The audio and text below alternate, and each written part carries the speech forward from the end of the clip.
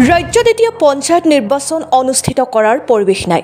বহাগ বিহুৰ আগে পিছে অনুষ্ঠিত হ'ব পঞ্চায়ত নিৰ্বাচন।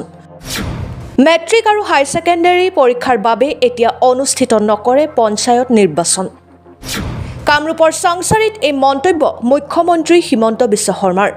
প্ৰতি বছৰৰ দৰে এইবাৰো মুখ্যমন্ত্ৰীগৰাকীৰ গৃহ সমষ্টি জালুকবাৰীৰ উচ্চ আৰু উচ্চতৰ মাধ্যমিক শিক্ষান্ত পৰীক্ষাৰ কৃতি ছাত্ৰ ছাত্ৰীৰ সম্বৰ্ধনা তথা বৃত্তি প্ৰদান অনুষ্ঠানত অংশগ্ৰহণ কৰে মুখ্যমন্ত্ৰীগৰাকীয়ে।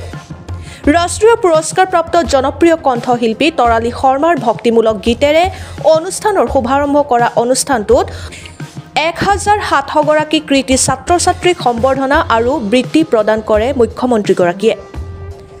জালুকবাৰী বিধানসভা সমষ্টিৰ উদ্যোগত অনুষ্ঠিত হোৱা এই অনুষ্ঠানত মুখ্যমন্ত্ৰীগৰাকীয়ে বহুমূলীয়া বক্তব্য প্ৰদান কৰে।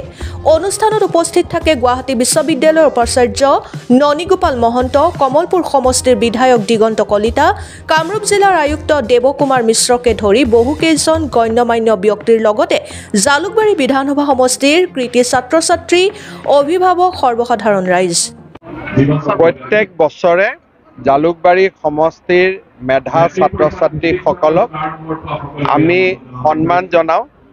এই বছৰ লোকসভা নিৰ্বাচন, বিধানসভাৰ উপনিৰ্বাচন, ঝাৰখণ্ডৰ নিৰ্বাচনৰ বাবে অলপ পলম হ'ল। তথাপিতো আজি ৰাষ্ট্ৰীয় যুৱ দিৱস, স্বামী বিবেকানন্দৰ উপজা দিনটো জালুকবাৰী সমষ্টিৰ কীৰ্তিমান ছাত্ৰ ছাত্ৰীসকলক সম্বৰ্ধনা জনাবলৈ পাই যথেষ্ট আনন্দিত হৈছোঁ। সকলোৰে উজ্জ্বল ভৱিষ্যতৰ বাবে আশীৰ্বাদ দিছোঁ।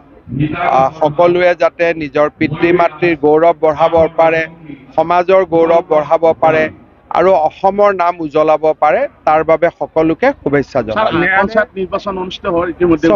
পঞ্চায়ত নিৰ্বাচন অনুষ্ঠিত কৰিব পাৰি বুলি গুৱাহাটী উচ্চ ন্যায়ালয়ে এটা ৰায়দান কৰিছে।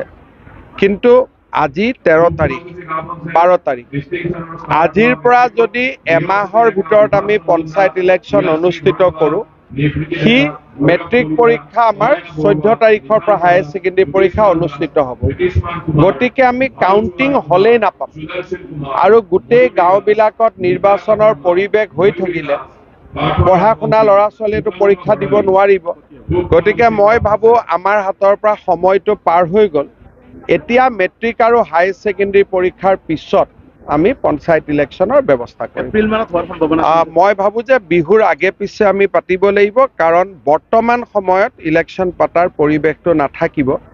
আৰু আপোনালোক সকলোৱে জানে যে মেট্ৰিক আৰু হায়াৰ ছেকেণ্ডেৰী পৰীক্ষা খুব গুৰুত্বপূৰ্ণ পৰীক্ষা। আমাৰ মন আছিলে যে আমি যদি 3 তাৰিখ বা 2 তাৰিখে যদি অধিসূচনা দিব পাৰিলোহেঁতেন, মেট্ৰিক পৰীক্ষাৰ 10 দিন আগতে আমাৰ পঞ্চায়ত ইলেকশ্যনটো সম্পূৰ্ণ হৈ গ'লহেঁতেন। কিন্তু যি নহওক, উচ্চ ন্যায়ালয়ৰ ওপৰততো আমাৰ কোনো বক্তব্য নাই। তেখেতসকলৰ যিয়ে যেনেকৈ নিৰ্দেশ দিয়ে আমি পালন কৰিবই লাগিব। কিন্তু মই ভাবোঁ যে আমি মেট্ৰিক আৰু হায়াৰ ছেকেণ্ডেৰী পৰীক্ষাৰ আগত এতিয়া আমি পঞ্চায়ত পাতাৰ পৰিৱেশটো নাথাকিব। ৰঙিয়াৰ পৰা ৱাছিম আক্ৰামৰ ৰিপৰ্ট, সুহানা লাইভ।